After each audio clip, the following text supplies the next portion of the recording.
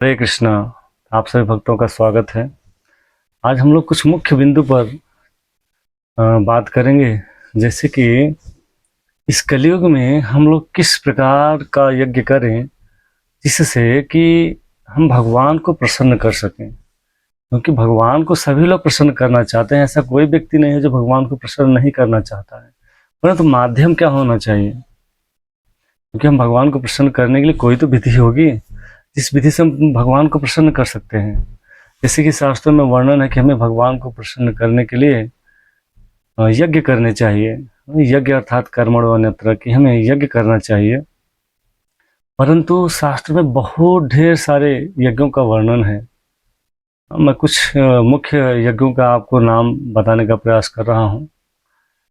तो जैसे कि अश्वमेधम गवालंभ, जैसे अश्वमेध यज्ञ है, गोमेध यज्ञ है, वाजपेय यज्ञ है, अग्निष्टोम यज्ञ है, सोम यज्ञ है, सौत्रमाणी यज्ञ है, देव यज्ञ है, ब्रह्म यज्ञ है, पितृयज्ञ है, अतिथि यज्ञ है, जिसे हम बोलते हैं अतिथि देवो भवः, बलि वैश्य देव है, पुत्रेष्टि यज्ञ है, इत्यादि ऐसे बहुत ढेर सारे यज्ञ हैं। ये तो मैं आपको कुछ मुख्य मुख्य यज्ञों का वर्णन कर रहा हूँ।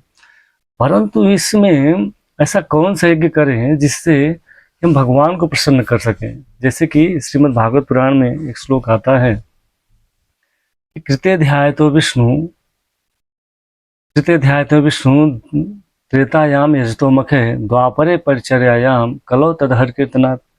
कि कृत्य ध्याय, तो कि जो कृत्य कृत्य मतलब कि जो सतयुग में था, सतयुग में जो भक्त लोग थे उस समय सब लोग ये ध्यान किया करते थे, ध्यान लगाते थे।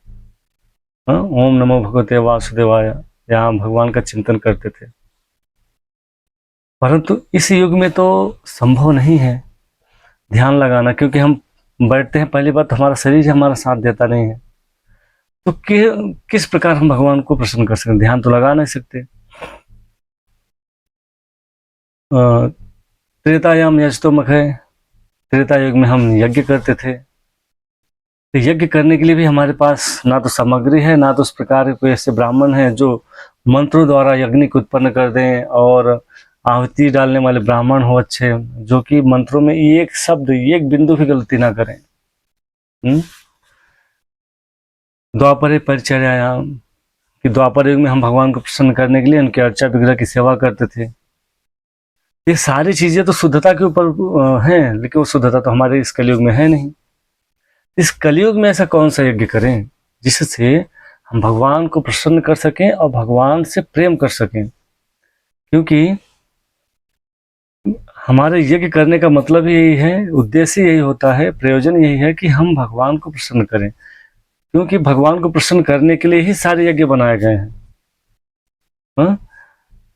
भोक्ताराम यज्ञ तपसाम, भगवान भगवद गीता में बोलते हैं कि भोक्ताराम यज्ञ तपसाम, सारे यज्ञों का जो भोग करने की प्रक्रिया है वो मेरे लिए है, सारे यज्ञों को मैं भोग करता हूँ।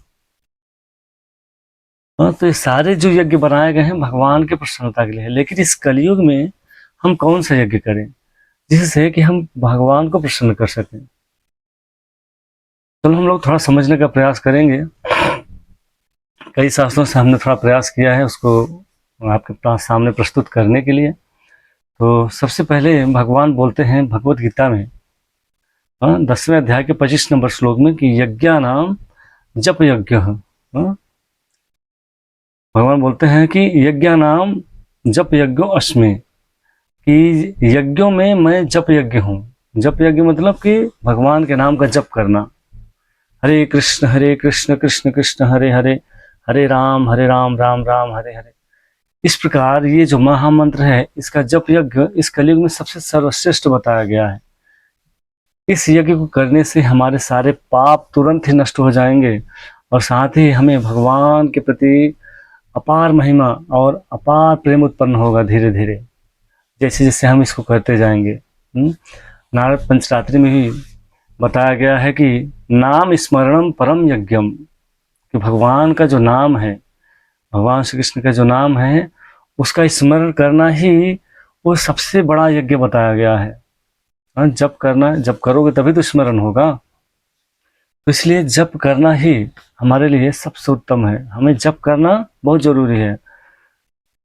विष्णु पुराण में भी जप यज्ञ के लिए महत्व दी गई है। तो विष्णु पुराण में कहते हैं द्वापरम परम ज्ञानम, सॉरी, द्वापरे परम यज्ञम पार्थ गेय स सामगतः कलो हरि कीर्तनाथ ये केवल केवलेद हरि की लभेद। कि कहना चाह रहे हैं भगवान की द्वापर में सामवेद युक्त, जो सामवेद युक्त यज्ञ, और कलयुग में केवल हरि कीर्तन यज्ञ यानी जप यज्ञ के द्वारा ही भगवान की प्राप्ति की जा सकती है। दूसरा कोई हमारे पास रास्ता नहीं है। और फिर ब्रह्म नारद संवाद में भी यहाँ पे वर्णन आता है कि नास्तिक कलो यज्ञ समो धर्म। इस नास्तिक कलयुग में, जो कलयुग एक नास्तिकों का सबसे बड़ा साम्राज्य है, इसमें बोल रहे हैं कि नास्तिक कलो यज्ञ समो धर्म। कि कलयुग में जो यज्ञ है वो सबसे बड़ा धर्म क्या है? किंतु नाम जप एव यज्ञ। जो भगवान के नाम का जप है वो सबसे बड़ा यज्ञ है। ऐसे कई शास्त्रों में वर्णन है। तो ये जो महान महान शास्त्र हैं जो हमें दिए गए हैं पढ़ने के लिए, समझने के लिए, तो हम लोग यहाँ पे इसी बात को समझने का प्रयास कर रहे हैं कि हमें कलयुग में यज्ञ के समान कोई धर्म नहीं, परंतु नाम जप ही वास्तविक यज्ञ है। इसलिए आप लोगों से विनती है कि इस जप यज्ञ को ज़्यादा से ज़्यादा करने का प्रयास करें। बहुत सिंपल मंत्र है, हरे कृष्ण कृष्ण कृष्ण हरे हरे, हरे राम राम राम हरे हरे। अभी कहा जा सकता है कि भाई यही मंत्र क्यों? क्योंकि बृहन्नादि पुराण में कहा गया है हरे नाम एव केवलम कलयो नास्ते गतिरन्य था। कलयुग में सिर्फ भगवान हरि किसको बोलते हैं? भगवान विष्णु या कृष्ण या राम को। तो हरि नाम कलयो नास्ते, कलयुग में और दूसरा कोई उपाय नहीं है। तो फिर मंत्र कौन सा जपे? तो भगवान के नाम तो बहुत है। आप कली संदर्भ उपनिषद पढ़ेंगे ना, तो उसमें वर्णन आता है कि नारद जी ब्रह्मा जी से पूछ रहे अपने पिताजी से, हे पिताजी, इस कलयुग में जो जीवात्मा होगा उसका जो जीवन होगा तो अल्पायु हो जाएगा, प्लस उसकी बुद्धि नास्तिक हो जाएगी, उसके सोचने समझने की क्षमता कम हो जाएगी। वो सोचम यानी कि वो शुद्ध भी नहीं रहेगा। ऐसे पथभ्रष्ट अज्ञानी लोगों का उद्धार कैसे होगा? कोई तो उपाय होगा। तो ब्रह्मा जी कहते हैं कि इति षोडशम नाम कली कलमशनाशनम नाता परत उपाय सर्व वेदेश दृश्यते। कि मैंने सभी वेदों को देख लिया, कहीं भी कोई उपाय नहीं है, परंतु एक उपाय है। क्या? इति षोडशम नाम, भगवान कृष्ण का नाम जो है 16 अक्षरों वाला जो नाम है, उसे जपने से इस कलयुग में हमारा उद्धार हो जाएगा। तो नारद बोलते हैं कि पुनः पृच्छा में नारद बोलते हैं कि नारद फिर पूछते हैं कि हे प्रभु, हे पिताजी, भगवान के तो असंख्य नाम है, कौन सा नाम? तब ब्रह्मा जी हंसते हुए मुस्कुराते हुए कहते हैं हरे कृष्ण कृष्ण कृष्ण हरे हरे, हरे राम राम राम हरे हरे। बोल रहे हैं इस महामंत्र का जप करके जीवात्मा तुरंत मुक्त हो जाएगा और भगवत प्राप्ति कर सकता है, समस्त कलमशों का नाश कर देगा। क्योंकि कलयुग क्या है? कलह यानी कि जो कलयुग है सिंधु नदी है, सागर है। किसका? दोषों का सागर है। श्रीमद् भागवत पुराण में भी आता है वर्णन। श्रीमद् भागवत पुराण के लास्ट अध्याय का अंतिम श्लोक, नाम संकीर्तन यश सर्व पाप प्रणाशनम। कि जो भगवान हरि, भगवान विष्णु, भगवान कृष्ण का जो नाम है वो सभी पापों को नष्ट करने वाला है। छोटे मोटे पाप नहीं, प्रचुर मात्रा में, आप जितना सोच नहीं सकते उन सभी पापों को एक नाम मात्र से हम नष्ट कर सकते हैं। और सोचने वाली बात है कि श्रीमद् भागवत पुराण जो महापुराण कहा गया, उस महापुराण में इसका वर्णन आता है। हरे कृष्ण कृष्ण कृष्ण हरे हरे, हरे राम राम राम हरे हरे। इसलिए भगवान भगवद गीता में इस जप यज्ञ को सबसे महान बताया। क्या बोलते हैं भगवान? यज्ञा नाम जप यज्ञो अस्मि, कि जो जप यज्ञ है वो मैं हूं। कलयुग में क्या करना है? जप यज्ञ। और कितना सिंपल है ना, सोचने वाली बात है कि आपको कहीं नहीं जाना है। ब्रह्मा जी बोल रहे हैं श्रीमद् भागवत पुराण में कि यथा स्थाने श्रुति गताम तनो वांगो मनो भी, जब आपको जब भी पता चल जाए कि भगवान का नाम संकीर्तन ही सब कुछ है, हमें जहां भी हैं, जैसे भी हैं, जिस स्थान में भी हैं, हमें तुरंत शुरू हो जाना चाहिए। क्या करने के लिए? भगवान का जप यज्ञ करने के लिए। क्योंकि आप अश्वमेध यज्ञ करेंगे, पहली बात तो आप एक राजा नहीं हो कि आप घोड़ा छोड़ेंगे, सारे लोग आपको अधीनस्थ होंगे, सब लोग आपको नमस्कार करेंगे, आपकी अधीनस्थता को स्वीकार करेंगे। हाँ, ऐसे कितने ऐसे यज्ञ हैं जिसमें बहुत बहुत प्रचुर मात्रा में धन लगने वाले हैं, तो ये तो संभव है ही नहीं। ना तो ऐसे हमारे पास कोई गुरुजन है जो हमें यज्ञ करा सके इस बात के लिए कि जिसमें कोई त्रुटि ना हो। इस कलयुग में हम देख सकते हैं कि हमें ना तो पवित्र स्थान मिलने वाले हैं सही से, क्योंकि हर जगह पे इतने दुष्कर्म हो रहे हैं, इतने मतलब हर प्रकार से सारे पाप हो रहे हैं। तो आप यज्ञ या आप ध्यान या आप परिचर्या यानी भगवान का जो अर्चा विग्रह की जो सेवा है, ये सारी शुद्धताएं तो हमारे पास है नहीं, क्योंकि कलयुग में तो बताया गया कलौ शूद्र संभव। कलौ शूद्र संभव, सारे लोग कलयुग में शूद्र हैं। तो फिर किस प्रकार हम यज्ञ कर पाए? क्योंकि यज्ञ करने के लिए तो हमें उच्च क्वालिटी के मन होना चाहिए, उच्च क्वालिटी का घी होना चाहिए। लेकिन जप यज्ञ करने के लिए हमें क्या लगता है? घी लगता है क्या? नहीं लगता। क्या लगता है? सिर्फ 10 रुपए का 50 रुपए का माला और एक झोली। और उसे करने के लिए आप कहीं भी किसी भी स्थान में, चैतन्य चैतामृत में वर्णन आता है कि खाइते पियते सुयते यथा जथा नाम लय, देश काल कोनो नियम नहीं, सर्व सिद्धि है। कि खाते हुए, पीते हुए, नहाते हुए, चलते हुए, बैठते हुए आप कहीं भी भगवान का नाम जप कर सकते हैं। ये तो भगवान की इससे ज्यादा कृपा क्या चाहिए कि भगवान बोल रहे हैं कि कहीं भी किसी भी प्रकार से आप नाम लो।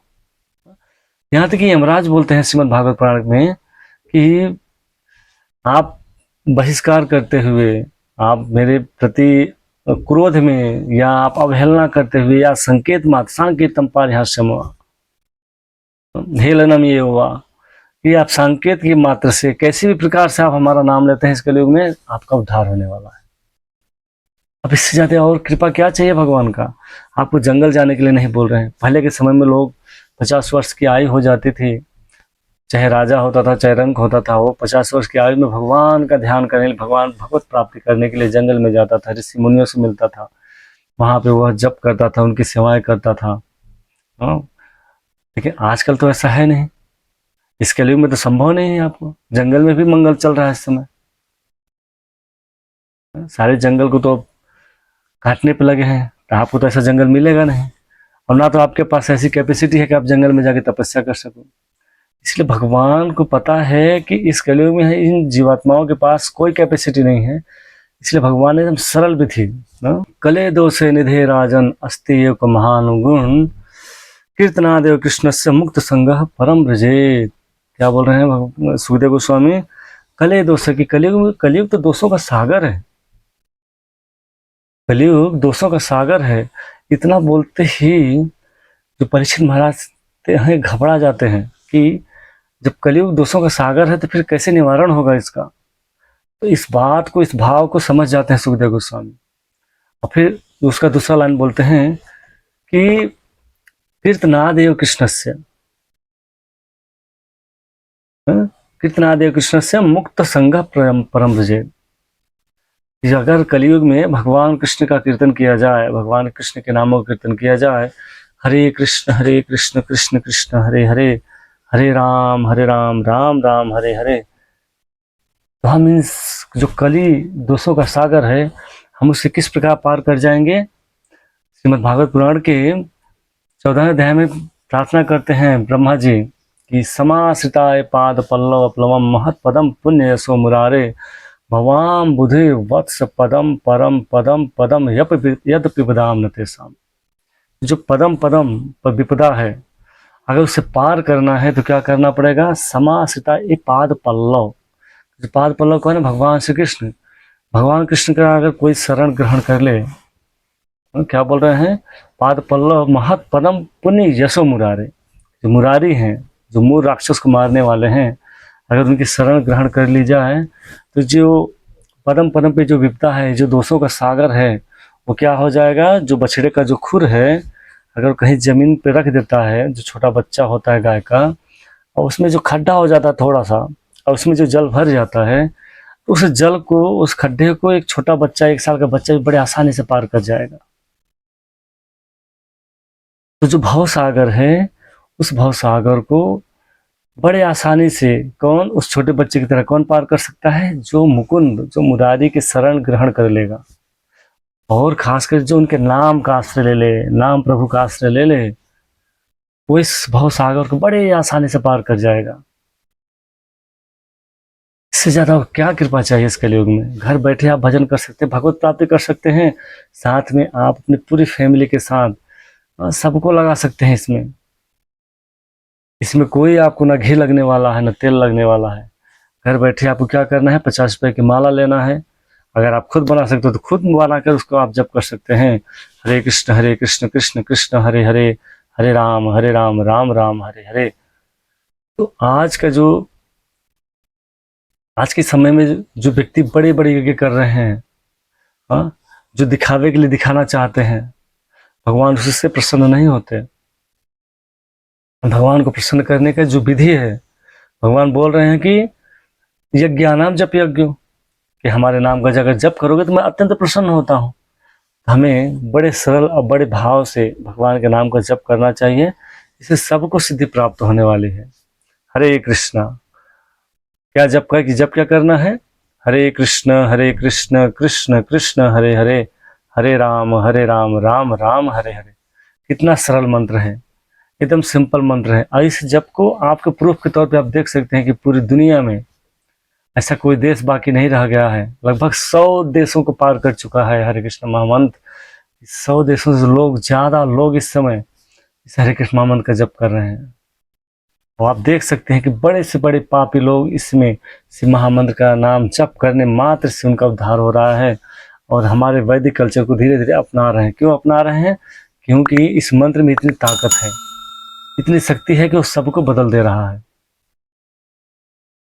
हरे कृष्णा। इसलिए आप भी इस मंत्र का आज अभी से जप करना शुरू करें और आप भी अपने जीवन में सफलता पाएं। हरे कृष्णा।